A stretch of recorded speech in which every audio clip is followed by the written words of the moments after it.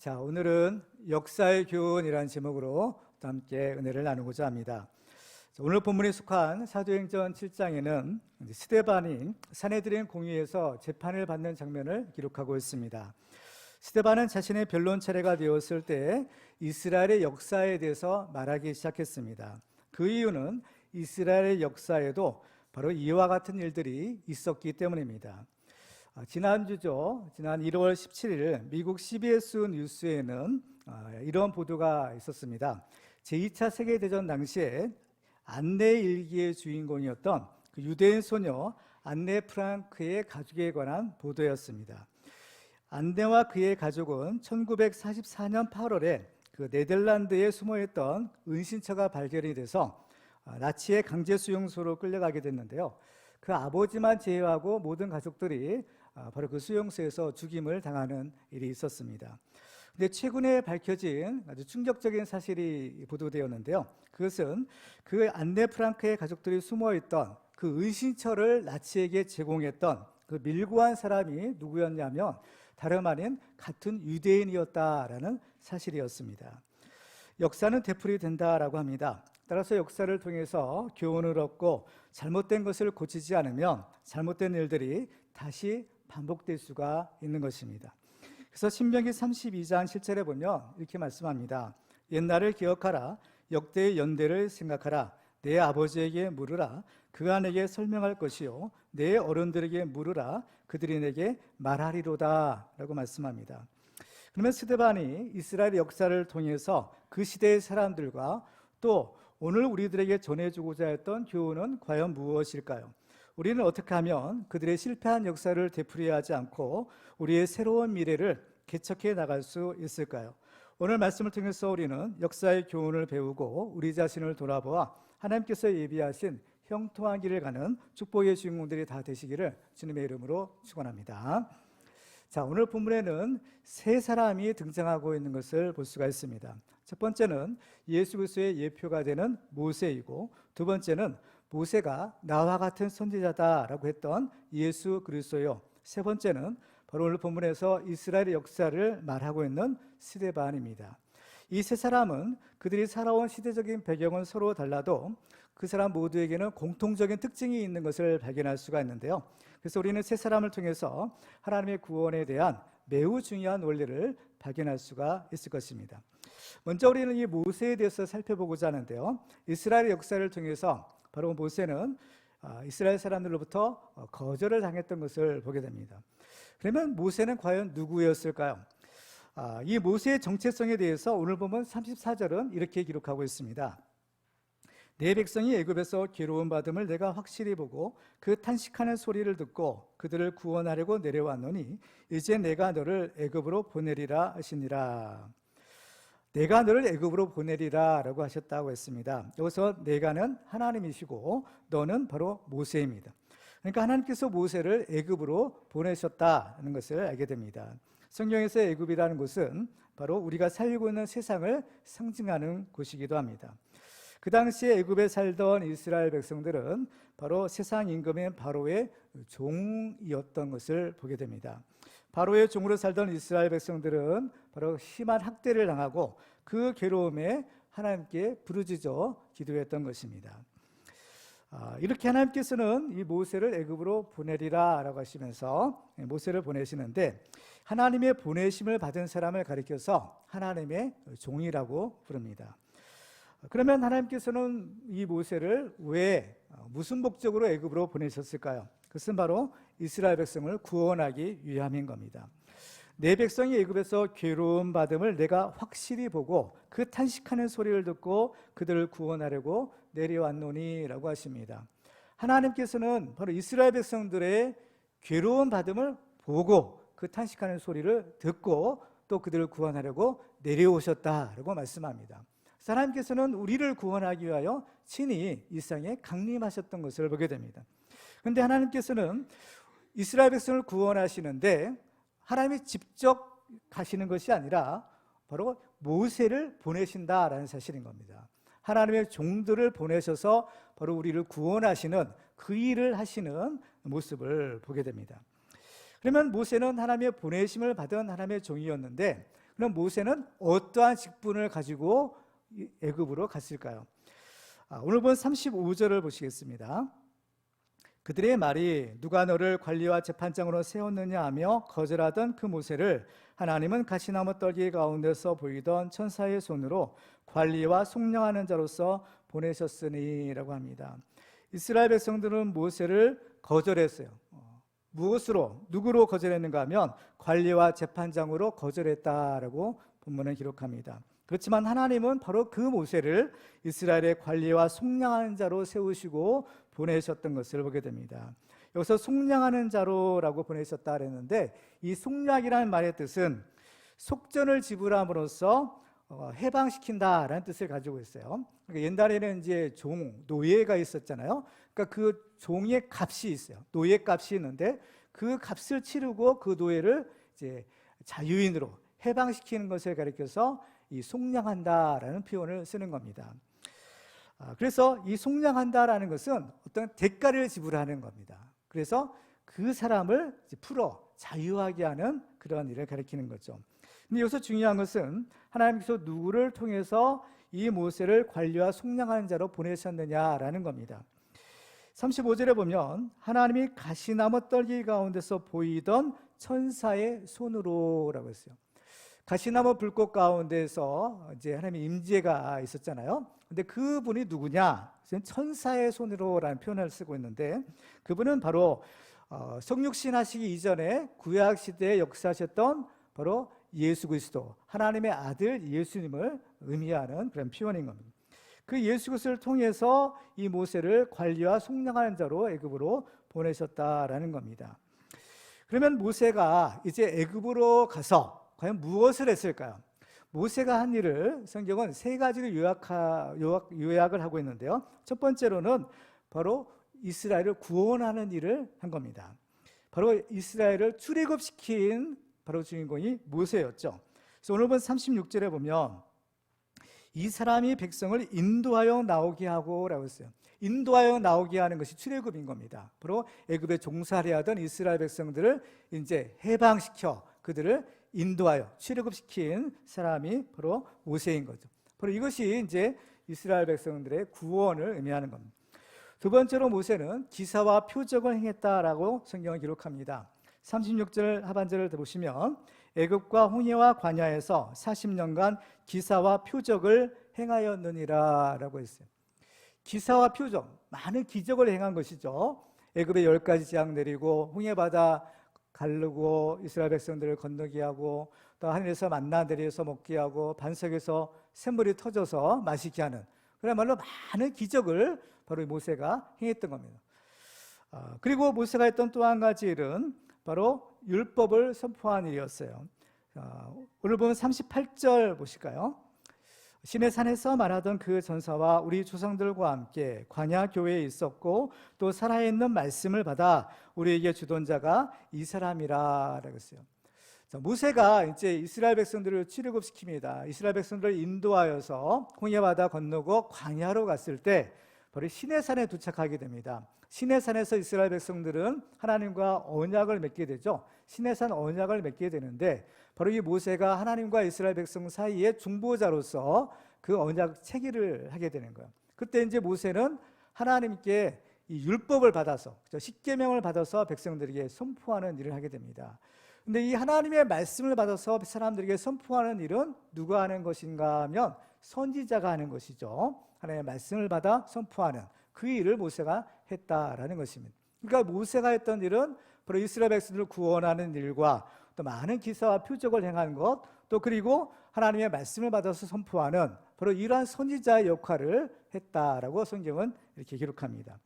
근데 이렇게 하나님께서 보내신 모세, 또 이스라엘 백성들을 구원해낸 모세를 이스라엘 백성들은 과연 어떻게 대했느냐라는 겁니다.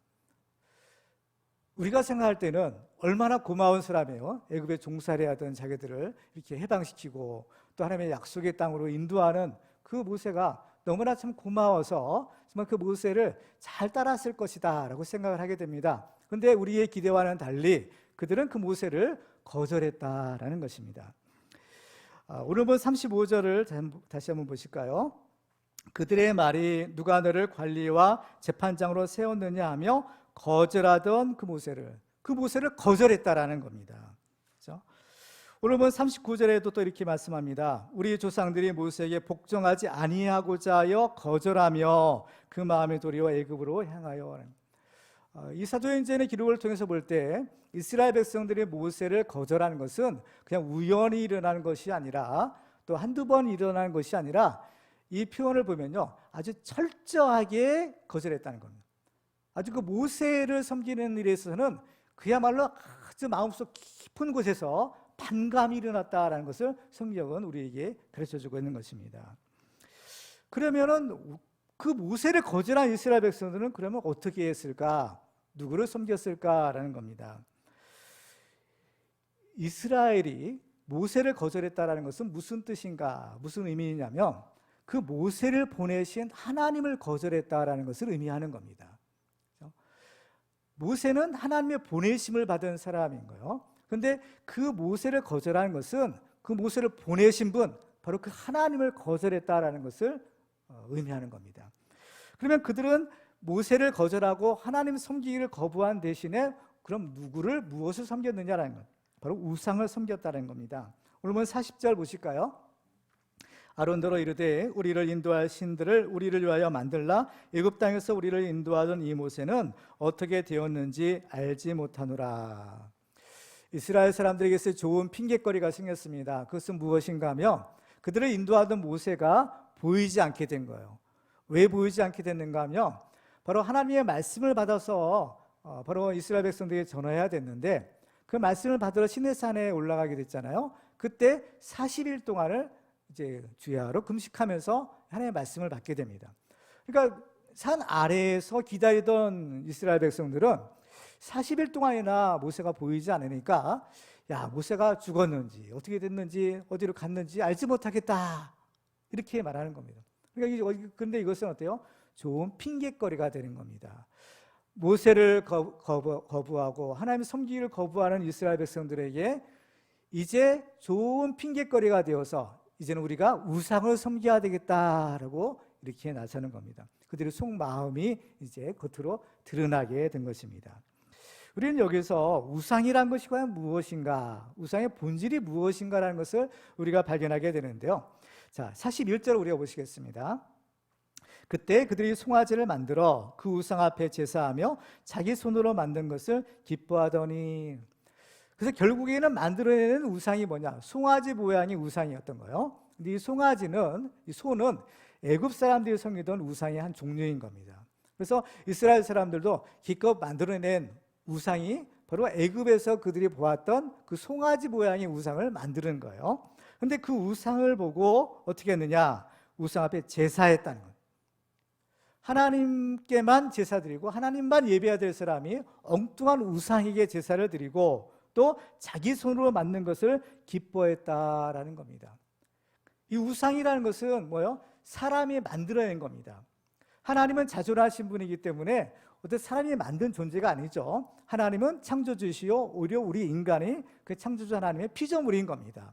그렇기 때문에 피조물이 창조주를 섬기는 것은 너무나 당연한 일인데 이게 당연한 원리예요. 그런데 사람은 자기 손으로 만든 것을, 그죠?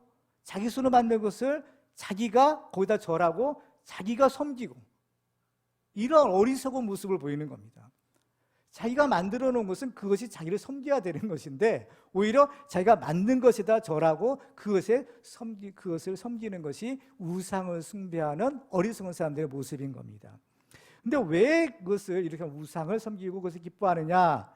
그 본질은 바로 자기가 하나님처럼 되려는 것입니다. 그 속 사정이 있는 거예요. 속마음이 있는 겁니다. 뭐라고 했어요? 자기 손으로 만든 것을 기뻐했다라는 겁니다. 그러니까 일종의 보면 이 사람들은 하나님 흉내내는 겁니다. 하나님 코스프레 하는 거예요.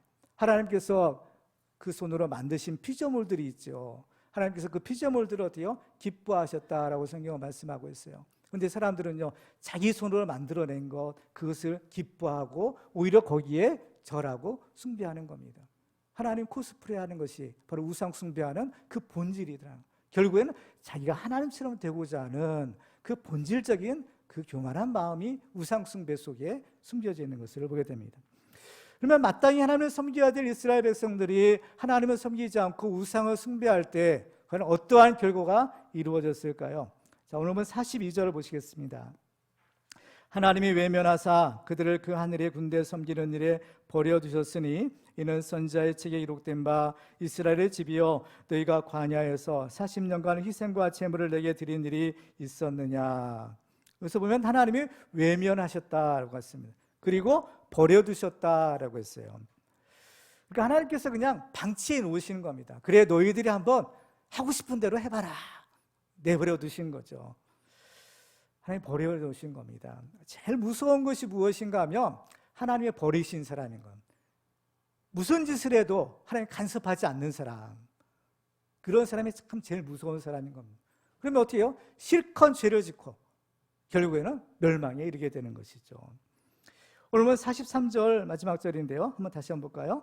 몰록의 장막과 신 레판의 별을 받들었으며 이것은 너희가 절하고자 하여 만든 형상이로다. 내가 너희를 바벨론 밖으로 옮기리라 함과 같으리라. 결국에는 하나님 섬기를 거부한 사람들은 각종 우상을 섬기게 됩니다. 그래서 결국에는 몰록의 장막, 또 신 레판의 별들, 뭐 하늘의 군대들, 이런 것들이 다 우상인 거예요. 1월 성신, 우상 섬기는 사람들은 태양신도 섬기고 달신도 섬기고 무슨 별신도 섬기고 각종 신들을 다 섬기죠. 그렇죠? 그런 섬기는 겁니다. 그런데 이런 우상 숭배의 결과는 어떻게 될까? 바로 내가 너희를 바벨론 밖으로 옮기리라 라는 것입니다. 지금 이스라엘 사람들이 살고 있는 땅은 가나안 땅이죠. 이 가나안 땅은 하나님께서 아브라함과 그 후손에게 주시리라 약속하신 땅이요 축복의 땅이자 또 그 땅을 지켜야 될 사명의 땅이었던 겁니다. 그래서 이스라엘 사람들은 정체성은 그 땅을 지키며 사는 사람들인 거예요. 그런데 우상을 섬기니까 이스라엘 사람들은 더 이상 그 땅에 살 수가 없게 된다라는 겁니다. 이스라엘이 가나안 땅의 원래 주인은 아니었습니다. 가나안 땅의 원래 주인들은 가나안 원주민들이었죠. 근데 그 땅의 사람들의 죄악이 관영하게 되었을 때 그 땅이 그 사람들을 토하여냈다라고 표현을 하고 있어요. 그래서 결국에는 이제 이스라엘 사람들이 그 땅을 차지하게 된 것이잖아요. 그때 하나님께서 경고해 주셨어요. 너희들도 그 땅의 주민들처럼 우상을 섬기게 되면 그 땅이 너희를 또 똑같이 토하여낼 것이다 라고 경고하시는 겁니다. 그런데 이스라엘 백성들은 결국에 그 경고에도 불구하고 우상을 섬기다가 그 땅에 토하여짐을 받고 그 땅에 살 수가 없게 되는 거예요. 어떻게 되었을까요? 바로 망하게 되었기 때문인 겁니다. 바로 이스라엘이라는 나라가 망하게 되는 거예요. 북왕국 이스라엘, 남왕국 유다, 그렇죠? 아수르와 바벨론에 의해서 각각 나라가 망하게 됩니다. 나라가 망하니까 살아남은 사람들은 어때요? 포로가 된 거죠. 포로가 되어서 먼 이국 땅으로 끌려가게 되는 겁니다. 그래서 먼 바벨론 밖으로 옮기리라 하시는 거예요. 그 바벨론 밖으로 옮겨진 사람들은 어떨까요? 그들의 신분과 그들의 상태는 어떨까요? 그들은 포로로 끌려갔어요. 종이 되는 겁니다. 노예가 되는 거예요. 어때요? 처음에 그들이 애굽에서 나왔을 때, 처음에 그들이 애굽에서 살았을 때의 상태가 바로 노예였던 겁니다. 그 노예였던 그들 하나님께서 구원해 내셔서 그들의 자유를 주시고 그 땅을 주셨는데 그들이 그 땅도 잃어버리고 자유도 잃어버리고 다시 원래의 노예의 상태로 되돌아가 버리는 그러한 불행한 결과가 있게 되는 것이죠. 모세가 이러한 일을 통해서 모세는 그들의 장래를 내다보게 됩니다. 그래서 모세는요, 이러한 일들이 다시 있을 것이다 라고 모세는 내다본 거예요. 지금 이스라엘 백성들이 하나님께서 자기를 보내신 자기를 거절하죠. 그것은 하나님을 거절하는 것인데, 그런데 이스라엘 백성들은 이것이 한 번만이 아니라 그 시대의 사람들만이 아니라 앞으로도 또 반복될 수 있겠구나라고 생각을 한 겁니다. 그래서 모세가 오늘 본 37절에서 이렇게 기록하고 있어요. 이스라엘 자손에 대하여 하나님이 너희의 형제 가운데서 나와 같은 선자를 세우리라 하던 자가 곧 이 모세라. 모세는 이스라엘 백성들에게 예언을 했는데 뭐냐? 하나님께서 너희 형제 가운데 나와 같은 선자를 세울 것이다 라는 겁니다. 나와 같은 선지자라는 것은 누구냐면 장차 오실 예수 그리스도를 의미하는 거예요. 지금 모세를 거절했는데 이스라엘 백성들이 모세를 거절한 이스라엘 백성들이 과연 어떻게 됐느냐라는 겁니다. 출애굽 1세대들이죠. 장정만 60만 명이 나왔는데 가나안 땅에 들어간 사람은 두 사람밖에 없었다는 겁니다. 여호수아 갈렙밖에 없었어요. 지금 이 하나님의 보내신 종인 모세를 거절한 이스라엘이 이렇게 되었는데 앞으로 오실 예수 그리스도를 거절하게 되면 어떻게 될 것이냐. 이거는 차원이 다른 겁니다. 하나님의 종을 거절하는 것과 하나님의 아들을 거절하는 것은 차원이 다른 문제인 거죠. 그러니까 정말 중요한 것은 이제 장차 오실 예수님이 오실 것인데 그 메시아가 오실 것인데 그 메시아를 거절하면 이거 큰일 난다는 겁니다. 그래서 모세가 이스라엘 백성들에게 경고하죠.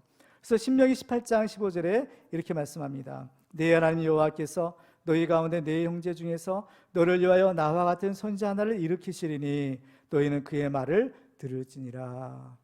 이스라엘 백성들은 모세를 거절하고 모세의 말을 거역했어요. 그렇지만 모세는 당부합니다. 너희는 그의 말을 들으라. 근데 문제는 모세의 이러한 경고에도 불구하고 이러한 불순종과 반역의 일들이 되풀이되더라라는 겁니다.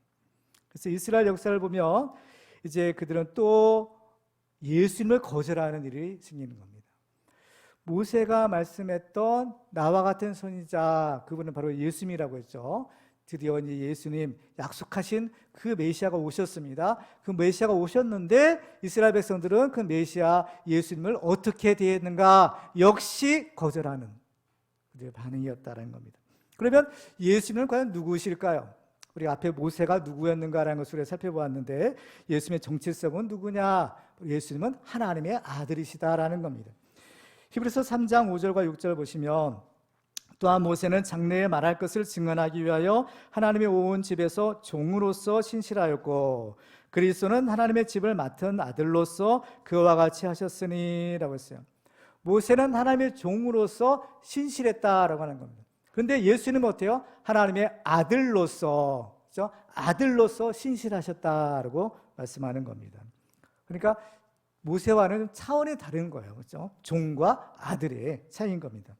그러면 예수님의 사명은 무엇이었을까요? 모세의 사명은 이스라엘 백성을 구원하는 것이었는데 하나님이 예수님을 보내신 목적, 예수님의 사명은 무엇이었느냐? 역시 우리를 구원하시기 위함이다.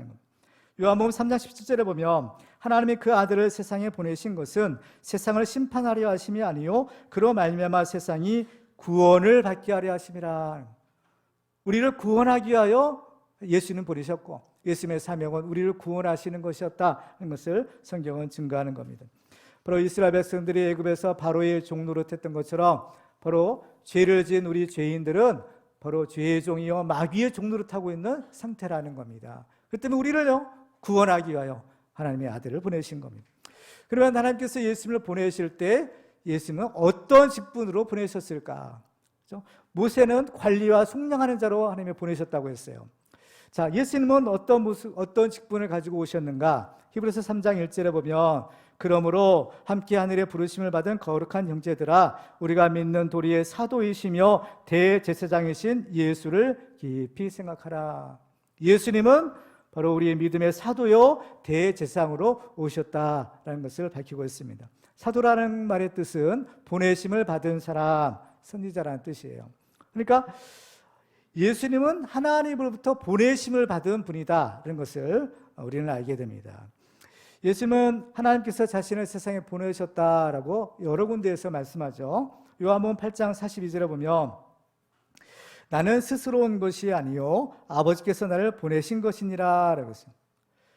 예수님은 어디로부터 하느냐?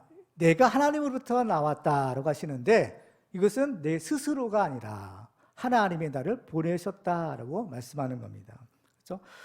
그러니까 모세가 하나님의 보내심을 받은 것처럼 예수님도 하나님의 보내심을 받은 분으로 우리에게 오신 겁니다.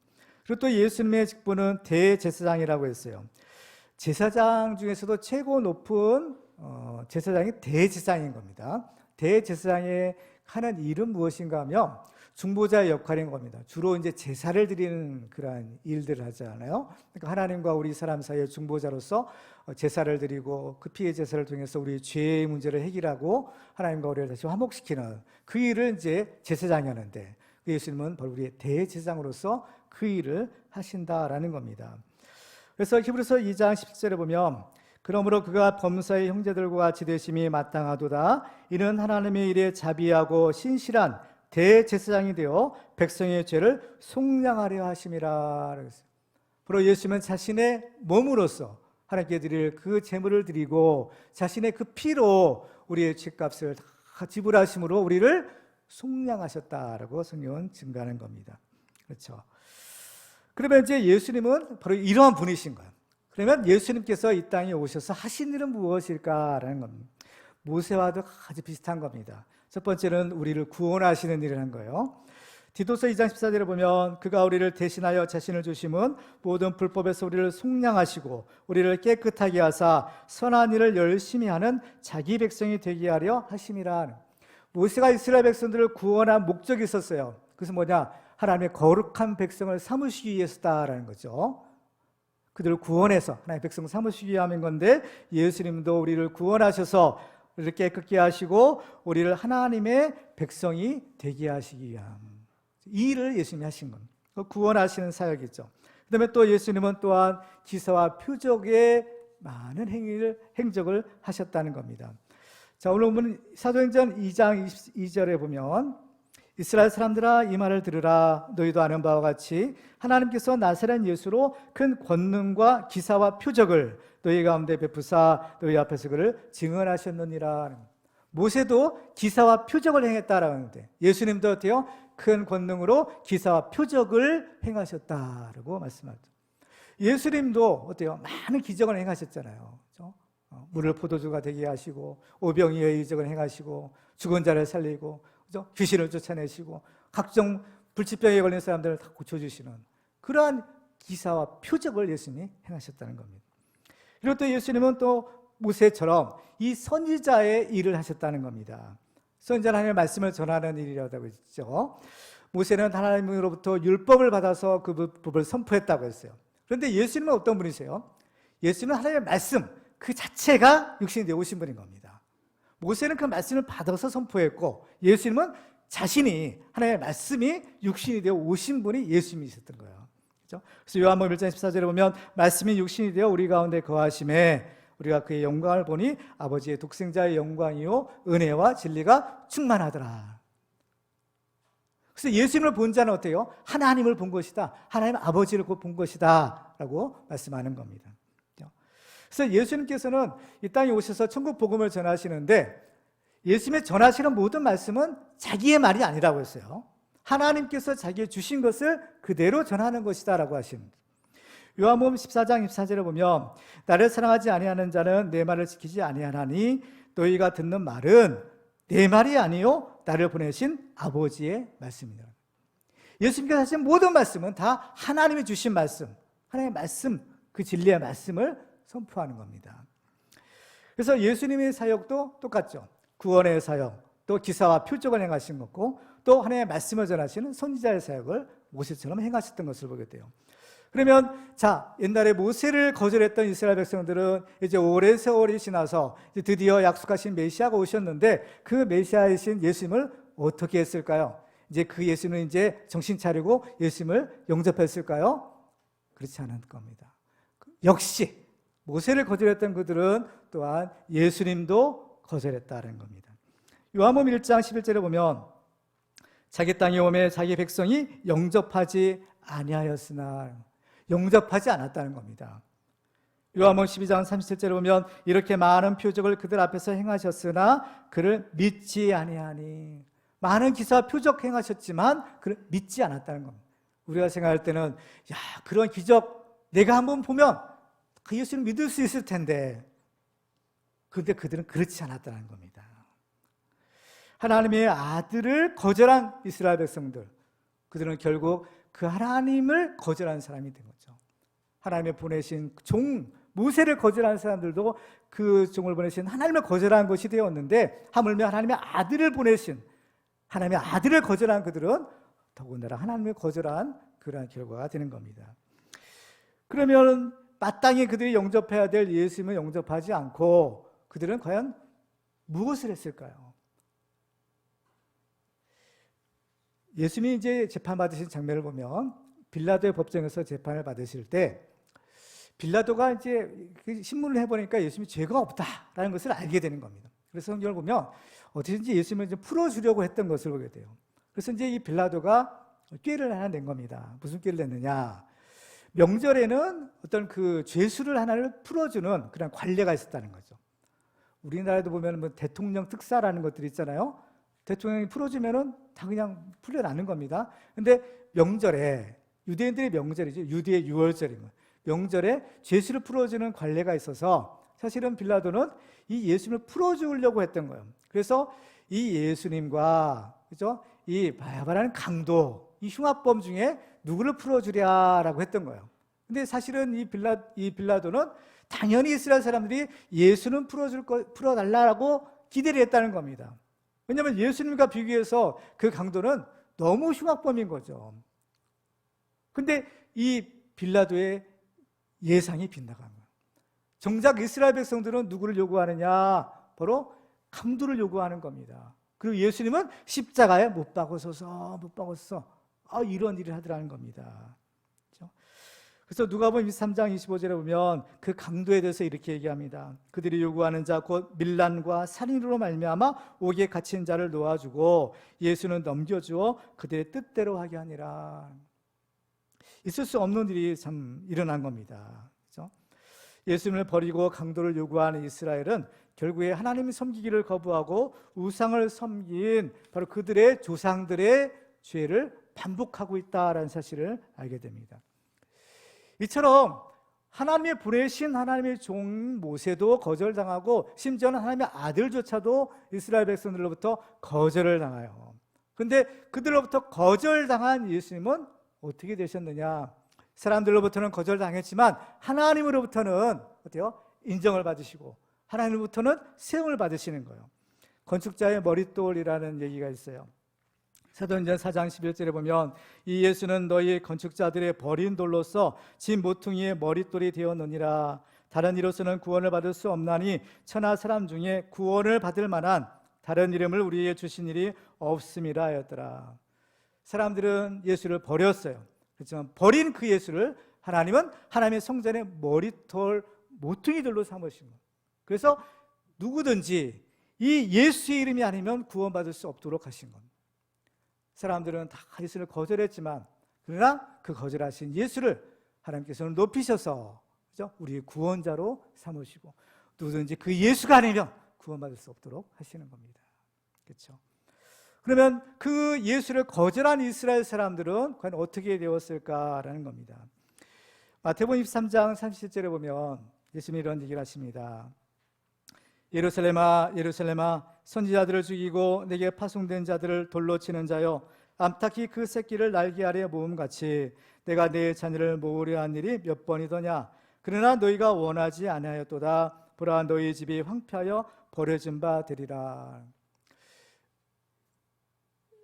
모세를 거절했던 이스라엘 백성들 그들의 거처가 바벨론 밖으로 옮겨지리라 했던 것처럼 너희 집이 황폐하여 버려진 바 되리라 라고 하십니다.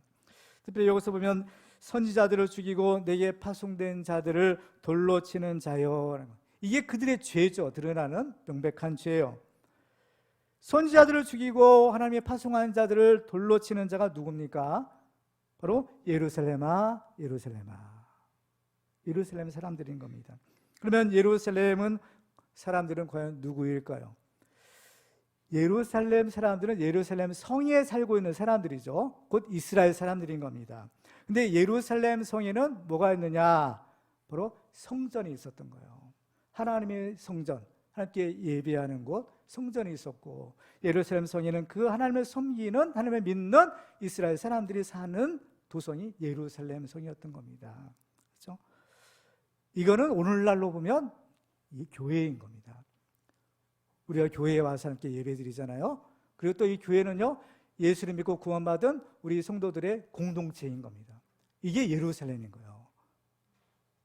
그런데 보세요.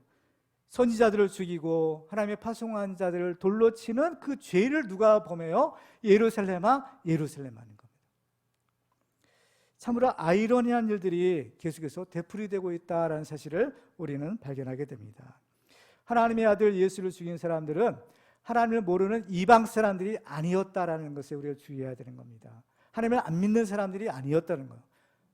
심지어는 하나님을 잘 믿는다라고 했던 제사장들, 서기관, 바리새인들이 앞장서서 하나님의 아들을 십자가에 못 박아 죽였다라는 겁니다.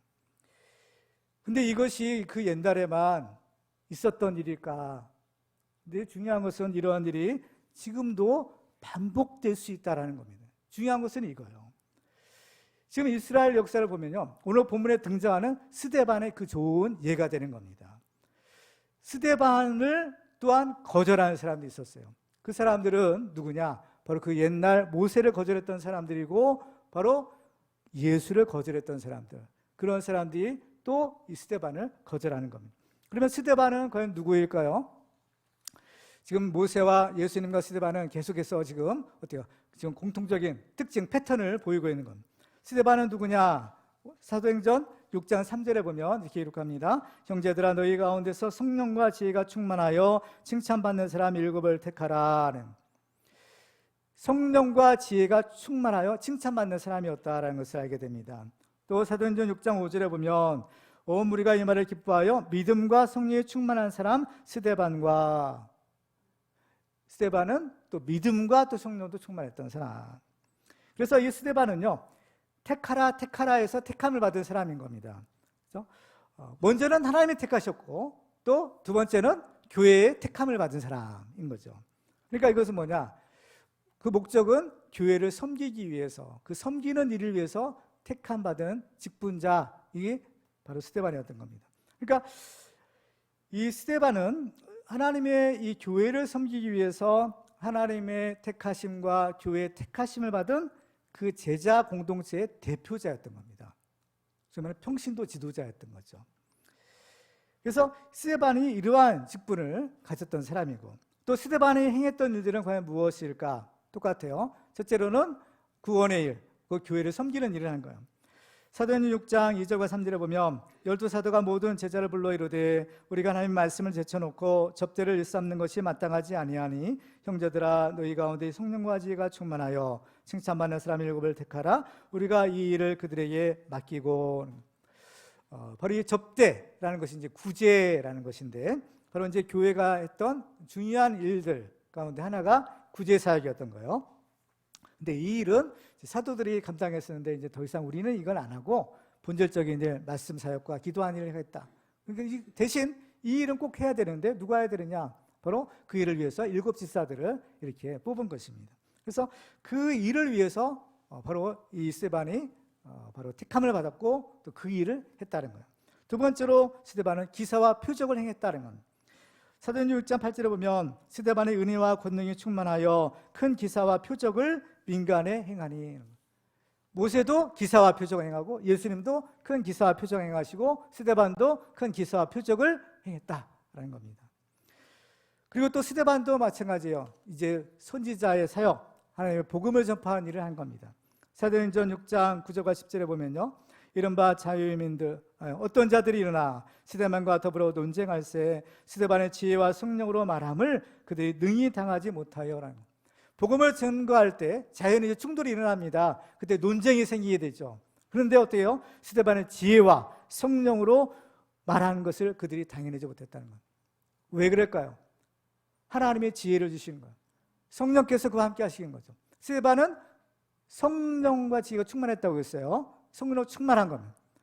예수님이 누가복음 12장에서 이런 얘기를 하십니다. 사람이 너희를 회당이나 위정자나 권세 있는 자 앞에 끌고 가거든 어떻게 무엇으로 대답하며 무엇으로 말할까 염려하지 말라. 마땅히 할 말을 성령이 곧 그때 너에게 가르치시리라. 성령께서 알려주신다는 겁니다. 성령의 감동을 통해서 깨닫게 하시고 할 말을 알려주신다는 겁니다. 스데반이 성령에 충만했기 때문에 바로 이 성령이 가르치시는 말을 가지고 그 능히 복음을 증거할 수 있었다는 겁니다. 이제 이 스데반도 똑같아요. 이 하나님의 일을 통해서 구원의 일을, 또 표적과 기사를 행한 일, 또 어떻게 해요? 하나님의 말씀을 전하는 이 선지자의 일, 이 일들 하는 거예요. 그러면 스데반은 어땠을까요? 모세도 거절하고 예수님도 거절한 이스라엘 사람들, 그는 또 역시 스데반도 거절하는 겁니다. 사람들은 거짓 증인을 내세워서 바로 스데반을 고발하죠. 그렇죠? 그래서 그들이 이제 스데반을 거절하는데, 근데 스데반을 거절하는 것은 누구를 거절하는 것인가? 스데반을 보낸, 그렇죠? 스데반의 주인인 예수 그리스도를 거절하는 것이 되는 거예요. 누가복음 10장 16절에 보면 너희 말을 듣는 자는 곧 내 말을 듣는 것이요 너희를 저버리는 자는 곧 나를 저버리는 것이요 나를 저버리는 자는 나 보내신 이를 저버리는 것이니라. 지금 스데반의 말을 저버리는 거예요. 거부하는 거예요. 그래서 누구를 거부하는 거예요? 예수님의 말씀 거부하고, 예수님의 말씀 거부하면 하나님의 말씀도 거부하는 것이다. 예수님 제자들을 파송하실 때 말씀하죠. 너희를 영접하는 자는 곧 너희를 보낸 나를 영접하는 것이고, 나를 영접하는 자는 곧 나를 보낸 하나님을 영접하는 것이다는 거예요. 그런데 어때요? 사람들은 스데반을 거부하는 겁니다. 거절하는 거예요.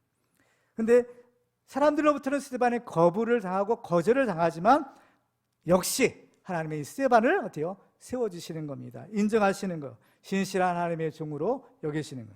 그 증거가 뭐냐? 사도행전 7장 52절에서 이렇게 말합니다. 오늘 본문에는 우리가 있잖아요. 그렇지만 스데반이 이런 얘기를 하는 거예요.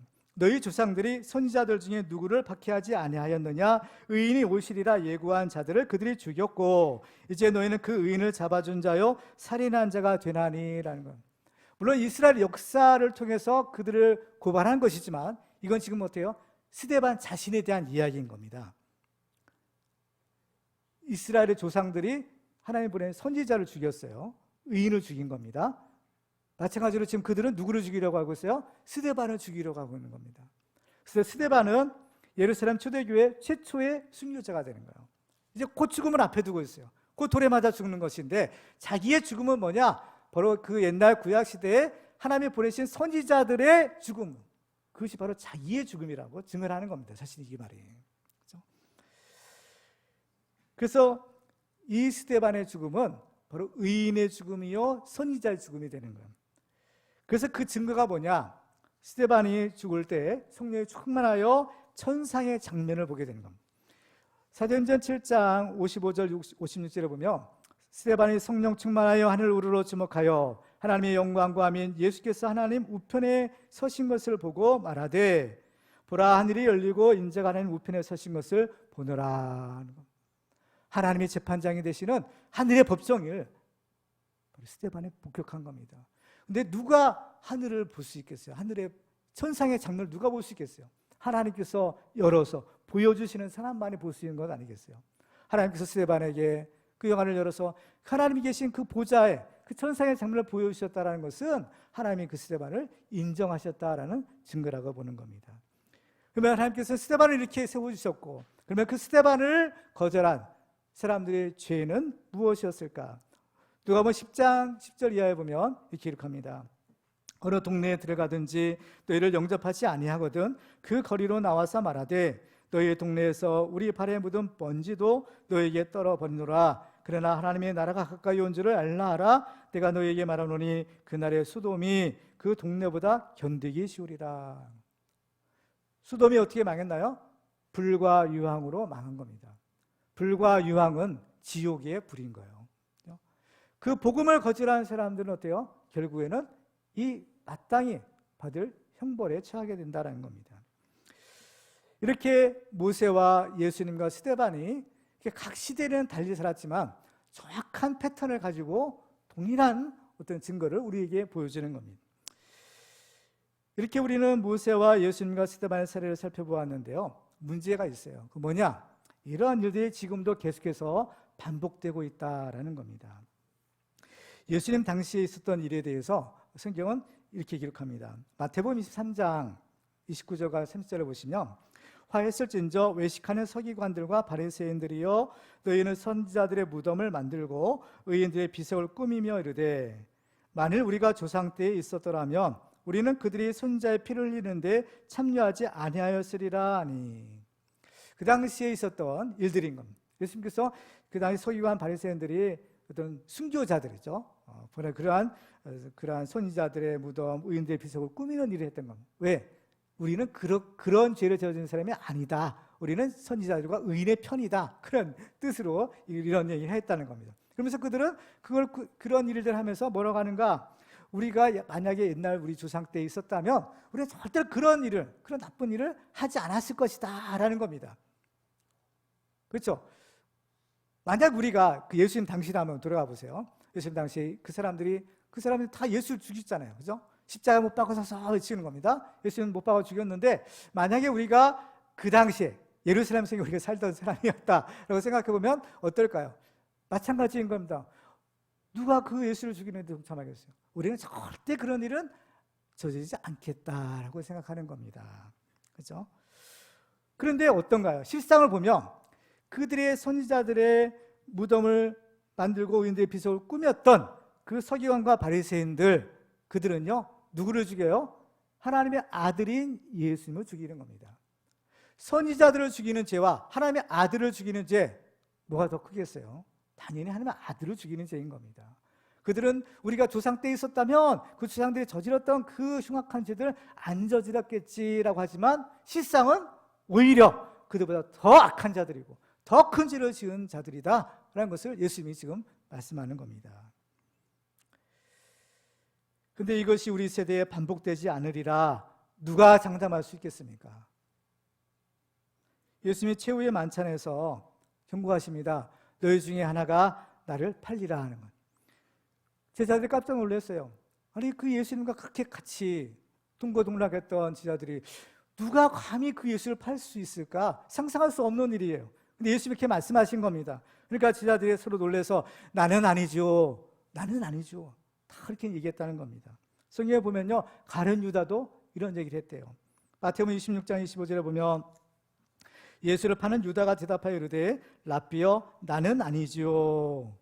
근데 예수님이 뭐라고 하세요? 대답하시되 내가 말했다. 너라는 겁니다. 바로 내가 팔 것이라는 거죠. 근데 성경을 자세히 보면요 가룟 유다만 그런 것이 아니에요. 예수님의 제자들 다 예수 버린 겁니다. 특별히 예수의 수제자였던 베드로는 어땠어요? 내가 죽을지언정 절대 예수님 부인하지 않겠다. 맹세까지 했죠. 근데 어땠나요? 예수님 잡히시던 날 예수님 모른다. 3번이나 부인하고 심지어는 저주까지 했다는 겁니다. 고린도서 10장 12절에 보면 그런즉 선줄로 생각하는 자는 넘어질까 조심하라 라고 했어요. 나는 아니죠가 아니라 나도 그럴 수 있다는 거예요. 누가 장담하겠습니까? 천하의 베드로도 우리도 마찬가지인 거죠. 우리도 막상 그런 상황이 되면 어떻게 장담하겠어요? 아무도 장담할 수 없는 겁니다. 그래서 어때요? 겸손해야 되는 거예요. 그래서 하나님의 은혜가 필요한 겁니다. 나는 아니죠가 아니죠. 나도 역시 넘어질 수 있다는 거죠. 히브리서 4장 1절에 보면 그러므로 우리는 두려워할지니 그의 안식에 들어갈 약속이 남아있을지라도 너희 중에는 혹 이르지 못할 자가 있을까 함이라는 것. 약속이 남아있을지라도 안식에 들어갈 약속이 뭡니까? 구원받을 약속이죠. 이스라엘 백성들도 보면 어때요? 그들이 애굽에서 구원받은 거예요. 출애굽할 때 구원받아서 홍해바다 건너서 가나안 광야로 들어갔죠. 성경을 보면 그들이 홍해바다 건너는 것을 뭐라고 해요? 세례받은 것이라고 했어요.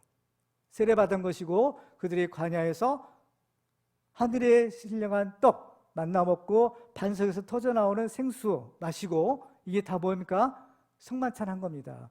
그래서 피와 살을 먹고 마시는 거예요. 그들은 어떻게 안 믿는 사람이 아닌 겁니다. 그들은 약속이 있었어요. 가나안 땅에 대한 약속이 받은 사람들인 겁니다. 그럼에도 불구하고 가나안 땅에 들어간 사람 2사람밖에 없었다는 거예요. 그래서 이런 일들은 본보기가 되고라고 했어요. 말세를 만나 우리를 깨우치기 위하여 기록되었다는 겁니다. 그래서 바울이 이런 얘기를 합니다. 고린도서 9장 27절에 보면 내가 내 몸을 쳐 복종하게 함은 내가 남에게 전파한 후에 자신이 도리어 버림을 당할까 두려워함이로다. 바울도 알았던 겁니다. 나도 역시 넘어질 수 있겠구나. 그래서 하나님께서 주신 그 사단의 사자라고 하는 그 가시가 은혜의 가시였다는 겁니다. 빌립보서 2장 12절에 보면 이러므로 나의 사랑하는 자들아 너희가 나 있을 때뿐 아니라 더욱 지금 나 없을 때에도 항상 복종하여 두렵고 떨림으로 너희 구원을 이루라.